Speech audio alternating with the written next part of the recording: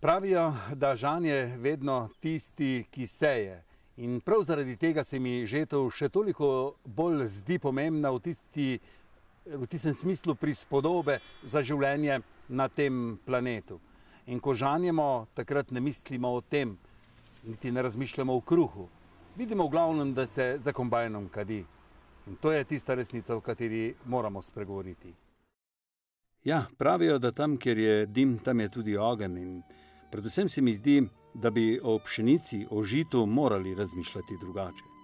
Saj ne gre zgubljati besed, tam nekje v stepah ga lahko nažanjemo kar tako, brez da sejemo.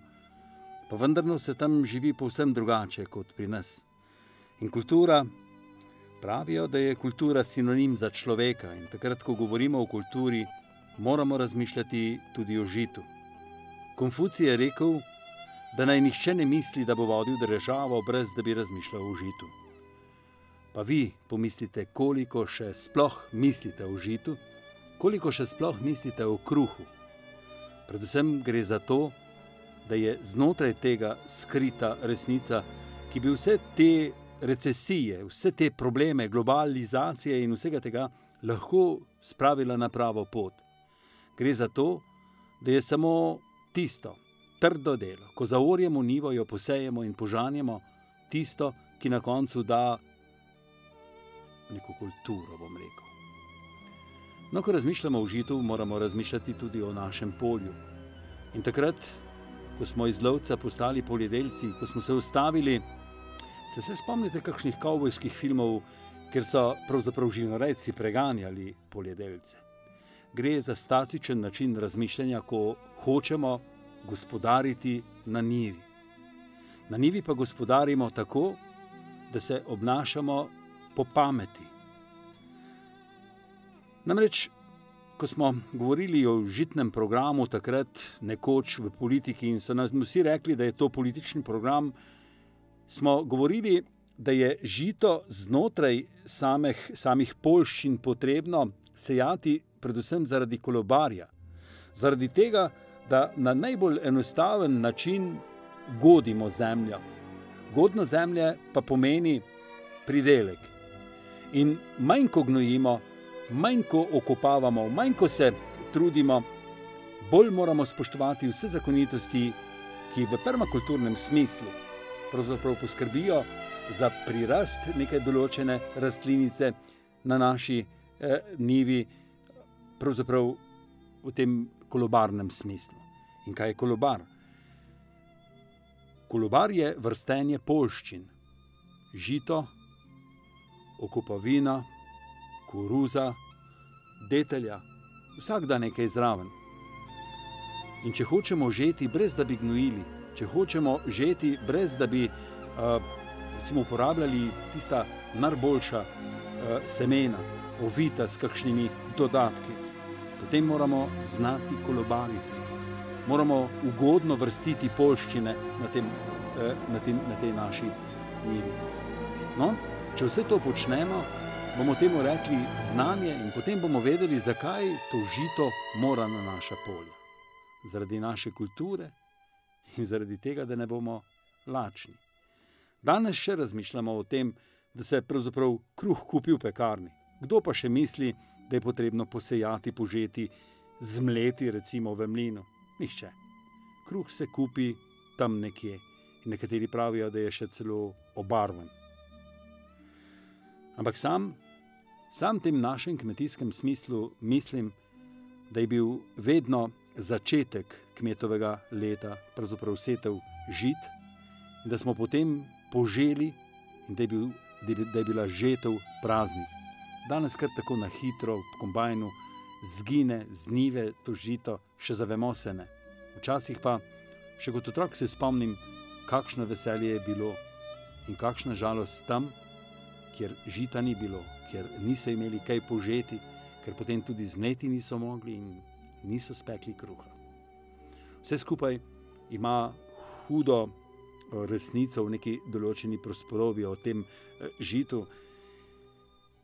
In če ga požanjemo na tak način, kot sem tudi rekel takrat, star način, je to pravzaprav malo gledališče, vendar si mi velikokrat, takrat, ko se spomnim, kaj mi je mama rekla, o kosu kruha, pobereš, poljubiš, nikoli ga ne smeš zavreči, ne delaj se norce z kruha in tako naprej.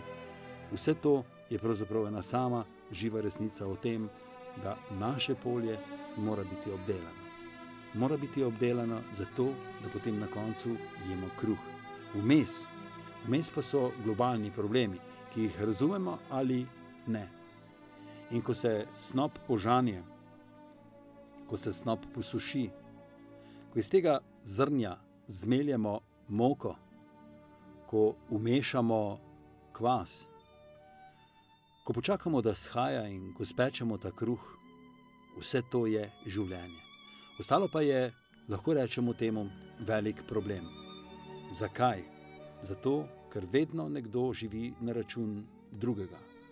Samo v takem smislu posejati, požeti, pridelati, samo v takem smislu mi lahko živimo naše življenje. No ja, tako bomo rekli o žitu. V nadaljevanju pa bomo pogledali, s čim bomo obdelali naša polja, natančnejše sadovnjak in vinograd. Včasih, ko smo šli na sejem kupovati konja, smo si vzeli čas, ne dan, vse leto. Povprašali smo, kakšen je ta konj, kako vleče. In prav zaradi tega moramo tako razmišljati tudi takrat, ko nabavljamo kmetijsko mehanizacijo. Dan tehnike v Posavju je pravzaprav nekaj, kar pomaga nam takrat, ko razmišljamo o tem, da bomo kupili svojega pomočnika. Tega pomočnika kupimo zaradi razbremenjevanja od dela, zaradi tega, da postorimo delo hitrejše. Včasih pa je vprašanje, ali je ekonomika samega dela z stroji boljša ali ne, ali je pridelek potem boljši ali ne. Skratka, veliko vprašanje. No in o tem so se na dnevu tehnike v Posavju z naslovom Nege in varstvo v sadovnjakih in vinogradih pravzaprav pogovarjali. Kmetijsko-gozdarski zavod iz Novega mesta s pomočjo občine in veliko nas je bilo tistih firbcev, ki smo prišli pogledati. Mnogokrat mogoče nismo imeli denarja v žepu, ampak želja, da si pomagamo na naši kmetiji, je velika. Ampak poslušajmo organizatorja. Danes je dan tehnike v Posavju. Tehnika pa je namenjena za nego in varstvo v sadovnjakih in vinogradih. Dobivamo se predvsem in zadevo organiziramo predvsem z tega vidika, da poskušamo prikazati kmetijsko tehniko, ki je namenjena delu v sadjarstvu in vinogradništvu, in poskušamo nekako tudi prikazati najnovejše trende, ki se predstavljajo in ki so trenutno na trgu dosegljivi v sadjarstvu in vinogradništvu.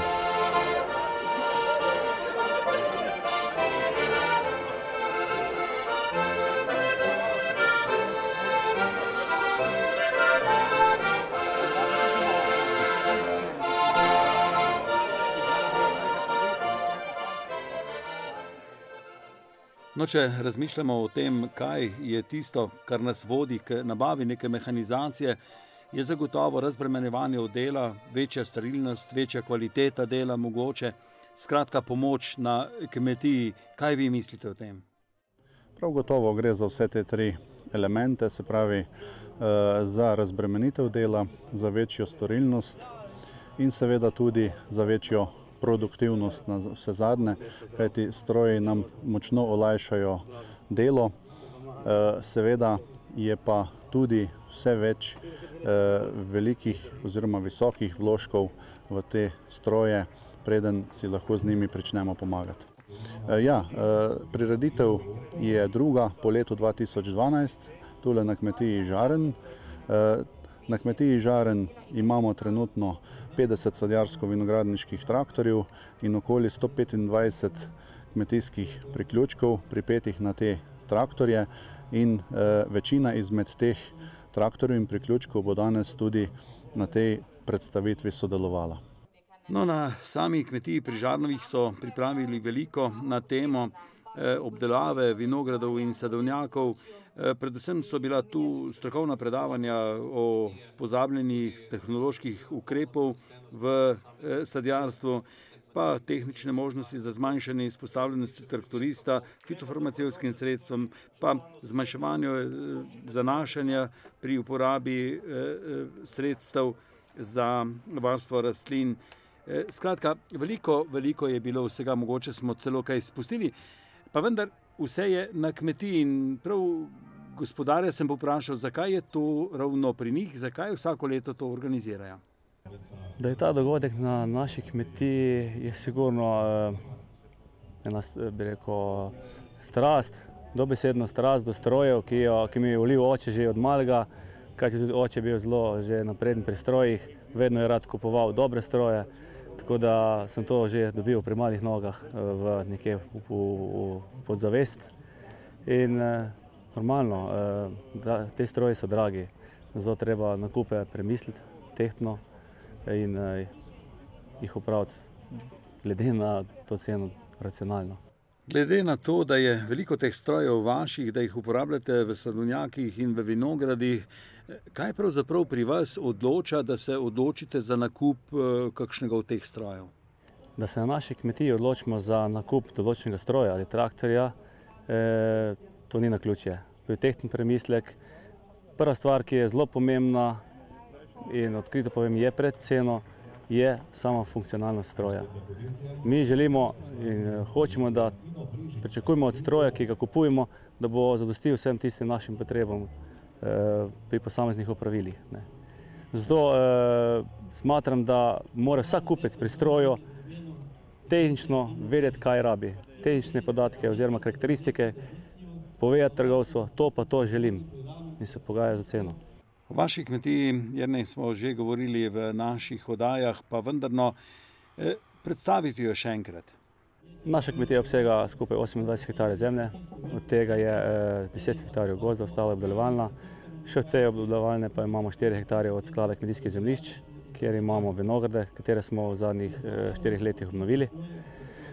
Kar pomeni, imamo skupno ta moment 15 hektarjev vinogradov, 2 hektarja se pripravlja za naslednje leto zasaditev in pa samo še, nažalost, ker pač razmere so take na trgu, 60 arov sadovnjaka jablane. Lahko rečem, da še pred nekaj leti smo imeli še 5 hektarjev sadovnjaka jabolk, ampak smo nekako cenili glede na vložen trud in vsa sredstva, ki smo jih dali, bi rekel, v vinogradniško panogo in vinarstvo, katerega tudi finaliziramo, kar pomeni, prodajamo vino pod svojo blagovno znamko, katera je na trgu že 30 let in menim, da so ti rezultati prihajajo na plan. Pa mogoče še, koliko vas obdeluje to kmetija? Ja, na naši kmetiji smo ženo, 3 otroci, eden je že prvošolček, 2 predšolska otroka, oče in mama sta v pokoju, ki še aktivno sodelujeta na kmetiji. Na okviru kmetije pa imamo tudi gospodarski subjekt, DOO, kateri od kmetije odkupi vse grozdje in predela vino in ga tudi trži. Tu na tem mestu pa imamo zaposlena 2 delavca za pomoč v kleti in v nasadih in pa zelo pomembnega človeka, ki nam vodi trženje na terenu, ukvarja se z potečno prodajo, z manjšimi, večjimi grosisti in pač išče nove kontakte, veze in kupce. No ja, minister, poglejte, smo na kmetiji Žarnovih, vzeli ste si čas, prišli na samo kmetijo, prej sem vas poslušal, pravite, da jo poznate že dolgo vrsto let, pa vendarno danes je na kmetiji mehanizacija, kako jo gre razumeti? Kmetijska mehanizacija je osnova za konkurenčno delo v kmetijstvu. Vsako leto je cela vrsta novosti in kadar se predstavi kmetijska mehanizacija v nasadih, je tudi največ vredna. Poglejte, ste minister, ste poslanec, pravzaprav tudi kmet. Kako, na kakšen način danes tu na tej predstavitvi pravzaprav razmišljate? Kaj je tisto, kar dajete v ospredje?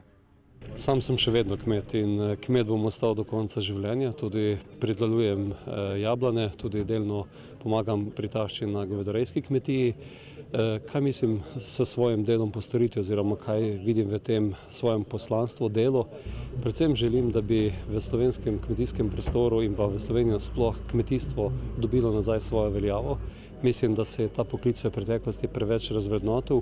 Veseli me tudi to, da je vedno večje spoznanje, da bo potrebno hrano predelati v svoji državi v veliki meri za svojo lastno samooskrbo, in tu nam je tudi eno od glavnih področij, da dvignemo nivo samooskrbe.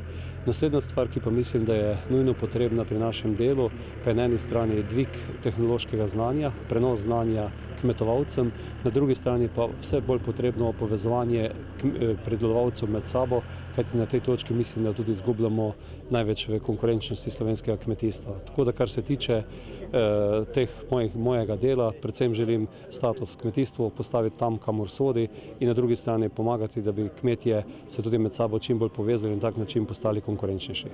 Poglejte, oba dobro veva, da je pravzaprav primerljivost našega kmetijstva z evropskim težka. In vedno imam v mislih majhno, veliko kmetijo, majhne, velike možnosti. Kako gledate na to? Velike kmetije so tiste, ki lahko konkurirajo na trgu in tudi zagotovijo zadosten prihodek za celotno družino. Glede na posestno strukturo, ki jo pa imamo v Sloveniji, bo zagotovo še kar vrsto desetletij tudi ta drobnejša, mala posest kmetijska, ki omogoča dopolnilne dejavnosti na kmetiji, glede na konkurenčnost pa vse težje zagotavlja polno zaposlitev. Zagotovo pa bo kmetijska politika usmerjena v obe smeri, se pravi, da omogočimo razvoj perspektivnim kmetijam, kakor da tudi manjše in srednje velike kmetije najdejo svoj prostor pod soncem. Če sem rekel prej kmetije, sedaj pa Dolenjska, Posavje, Bela krajina, kako to razumeti? Zagotovo je to področje, ki je z kmetijskega vidika zelo perspektivno. Imamo celo vrsto dobrih praks, če hočete, tako na področju sadjarstva, vinogradništva, praks tudi, kako se je treba znati povezati v društva, kako je treba nastopati v promocijskem delu, tu so prednjačijo predvsem vinogradniki. Velike priložnosti so na področju zelenjadarstva, v tem področju imamo reki, Krko in pa Savo, v bodoče je potrebno več storiti na rabi vode tudi v kmetijske namene, tako da samo ocenjujem, da je posavsko-dolenjski prostor z Belo krajino eden perspektivnejši v Sloveniji. Severovzhodna Slovenija je lahko še primerljiva oziroma v nekaterih momentih celo konkurenčnejša, sicer pa je na posavsko-dolenjskem prostoru celo vrsta tudi dobrih primerov. Ja, ko sem takole pogledal po vrstah in si ogledoval same stroje, sem bil pravzaprav presenečen, na kakšen način in koliko firm je prišlo v ta naš prostor, čeprav je majhen. Pravijo, da mi ekonomsko, prodajno, tržno sploh nismo zanimivi kot država, pa vendarno se tu znotraj pojavljajo vseh tipov in vrst strojev, ki pravzaprav v tem smislu prodati tak stroj nimajo veliko možnosti. Tudi glede na naše ekonomske razmere najbrž da ne. Ampak vendarno, ko sem srečeval vse obraze, vse kmete, tiste, ki se v tržnem smislu že dolgo vrsto let obnašajo ali obračajo tako, kot je prav na trgu, sem razumel, ja, kmetijska mehanizacija je tista, ki rešuje pravzaprav naše kmetije takrat, ko delovna sila poišče pot v industrijo in takrat, ko ni več tistih pomočnikov, ki so včasih pomagali na naših kmetijah. In jasno, tudi zavod, novomeški kmetijski zavod, ki v to smer razmišlja na pravi način. No in poslušajmo vršilca dolžnosti direktorja. Glejte, eno je govoriti in predavati, drugo pa je, da to, kar tehnika danes ponuja, da pravzaprav ljudje vidijo v neposredni izvajanju, in v tem pogledu jaz mislim, da take demonstracijski prikazi so vsekakor dobri, ker ko se ljudje odločajo, ko kupujejo tehniko, tehnika je draga, morajo pač videti tisti efekt, ki ga na sejmih praviloma ne doživijo in ne vidijo. Ja, krasen prikaz tehnike, eksploatacijskih možnosti vseh strojev, gospod direktor, kako, na kakšen način se pravzaprav lotevate priprave takih demonstracijskih prikazov? Vsekakor zavod ima strokovnjake, ki obvladajo tehnologijo tehnike, in naši strokovnjaki pač po poznavanju, ki ga imajo in pa po izkušnjah na demonstracijah na drugih nivojih predlagajo za naše uporabnike, kaj je tisto, kar je najboljše. V končni fazi se pa vsak sam odloči, kaj nabavi. Je pa tak dan, kot je danes tukaj, primeren, da se na svoje oči prepričajo, kako to izgleda v naravi in kakšni efekti so tega. Poglejte, direktor, tako prijetno, družinsko se mi to vse skupaj zdi, vsi svetovalci skupaj, ogled mehanizacije, mislim, da so tudi predstavniki mehanizacije radi prišli in da se dobro počutijo. Kako je z organizacijo takih prireditev drugod? Zaenkrat začeli smo z tem in tu se bi rad zahvalil tudi občini Krško in Sevnica, ki sta podprla to prizadevanje. Vsekakor bomo tudi na drugih področjih podobne prikaze v bodoče imeli.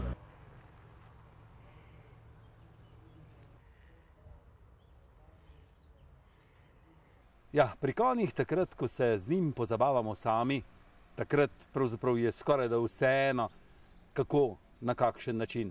Pa vendarno, ko preletimo z konjevega vihra 160 cm na tla, takrat se nam začne dozdevati, da bi morali pridobiti tudi kakšno znanje. In o tem bomo govorili danes. In kako lepo je takrat, ko se lotevamo konja tudi s pomočjo konjenice.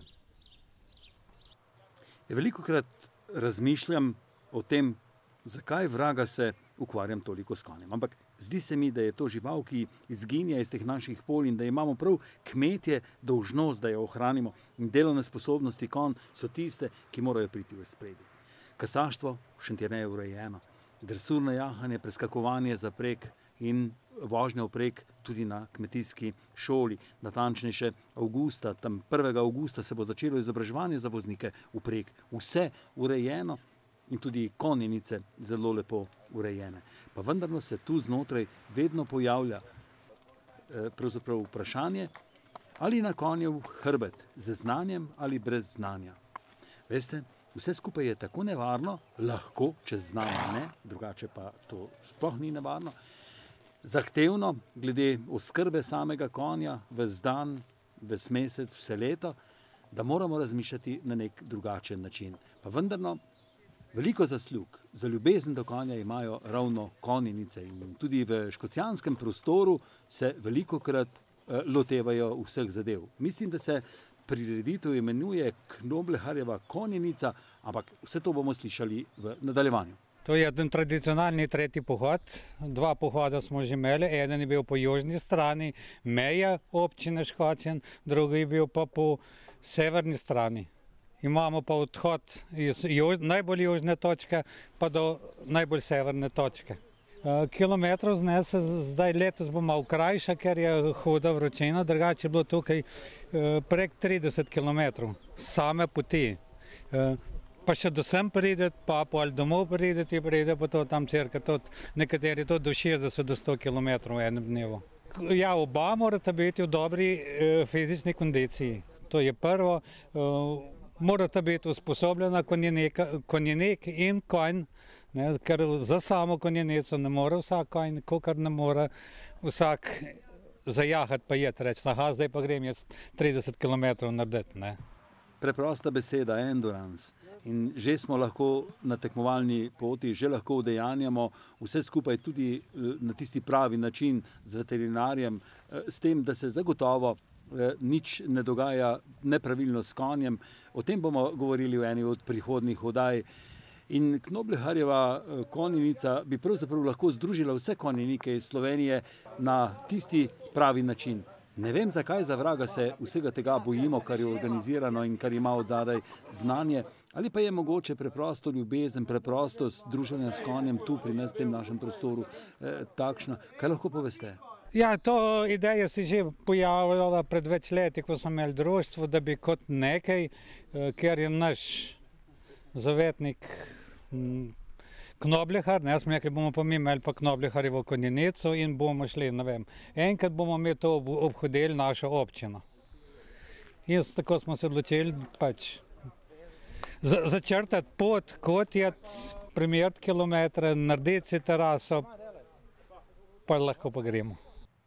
Trdo delo v organizacijskem smislu, resnično veliko postorjenega, Pa vendarno ne vem, če bi kdo veliko vedel o tej konjenici v slovenskem prostoru in znotraj še seveda ljubezen do konja. Lahko kaj poveste? Ja, ljubezen do konja gradim pa že od otroštva, ne, že star ate mi je jemal gor na konja, ko sem bil star 3-4 leta, ne, sicer pol so bili drugačni časi, nismo mogli imeti konjev, je bil pač tisti moderni čas, je bil sam traktor, no. Moje želje je bilo pa zmeraj imeti konje, no, ko sem potli se pa osamosvojil in sem šel na en ranč in tam na tem ranču imam pa potli svoje konje in gojim to ljubezen, ne, do teh konj in tega športa. Ja, če pri nas ne bi bilo klubov in društev, ne vem, kako bi bilo s konji. Najbrž da težko. Pa vendarno vsak posameznik goji neko določeno ljubezen. No in kako je z društvom, ki goji tradicijo Knobleharjeve konjenice? Ja, naše društvo zdaj obstaja 11 let. V društvu nas je, mislim, da 68 članov, nekaj je v bistvu tudi samo podpornih članov, tako rekoč v bistvu nimajo svojih konj, tako da ostali pa imamo, tako da je okrog 100 konj je v naši lasti, kakor društvu. Ne. Poleg tega je pa tudi nekaj lastnikov konj, ki niso v društvu, tako da je okrog 200 do 250 konj v občini. Ja, na tak način vse skupaj organizirano v konjenici, v društvu, pa vendarno moramo od posameznika doma na kmetiji, tudi vi se morate na nek način ukvarjati s konji. S konjerejo se ukvarjamo v bistvu zdaj zadnjih 12 let doma prej, vmes med študijem smo malo zaposlili, tako da potem pa spet drugače pa že od rojstva, v bistvu rojen pod konjem. Poglejte, verjetno iz tistih delovnih navad, ki ste jih dobili doma na dvorišču, od očeta, starega očeta in tako naprej, prenašate to znanje tudi na otroke, svoje naslednike. Kako, na kakšen način? Sin trenira jahanje in tudi se pripravlja za izvedbo licence, tako da potem računa tudi mogoče eno malo jahalno šolo. Verjetno je potrebno vse skupaj razumeti pravzaprav s konjem. Na kmetiji ga nakrmimo, znamo vse urediti v hlevu, pa vendarno, kako razumeti? To je absolutno. To kdor, seveda, kakor pa nekoteremu pomeni motor, tako nam pomenijo konji. To je ljubezen od začetka, pa kdor gleda pa skozi denar, ta pa ne bo šel, ne bo preživel v konjereji. Tako v Škocjanu, če pa želite postati voznik vprege, 1. avgusta na kmetijsko šolo. Ja, veste, na konjevem hrbtu, z lepim traktorjem doma na dvorišču in s kosom kruha. Na tak način se bomo zagotovo lahko pogovarjali o tem, kaj mislimo v svojem življenju s svojim prijateljem. Drugače nam bo trda predla.